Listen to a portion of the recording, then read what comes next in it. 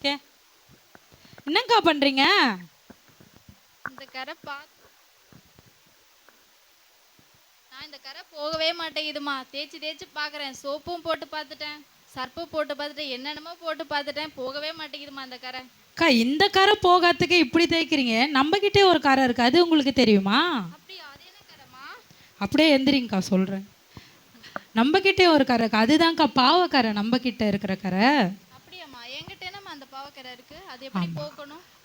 நம்ம கிட்ட இருக்கிற பாவக்கரையை போக்குறதுக்கு தான் ஏசு கிறிஸ்து இந்த பூலோகத்தில் பிறந்து பாவமே அது அவரோட ரத்தத்தை நமக்காக சிந்தி நமக்குள்ள இருக்கிற எல்லா பாவக்கரையும் அவரோட ரத்தம் தான் போக்குச்சு. அப்படியாம்மா? அது எப்படி போகணும் நீ சொல்லுமா. நான் ஏசு கிறிஸ்துவை நீங்கள் உண்மையாக நீங்கள் இருதயத்தில் ஏற்றுக்கொள்ளும் போது நம்மளோட பாவக்கரையெல்லாம் தேவன் நீக்கி நம்மளை பரிசுத்தமாக்குவார். சரி, ஓகேம்மா, நான் அப்படியே பண்ணுறேம்மா. கர்த்தர் நல்லவர். இயேசு கிறிஸ்துவின் ரத்தம் சகல பாவங்களை நீக்கி நம்மளை சுத்திகரிக்கிறதா இருக்கிறது. ஹல்லேலூயா.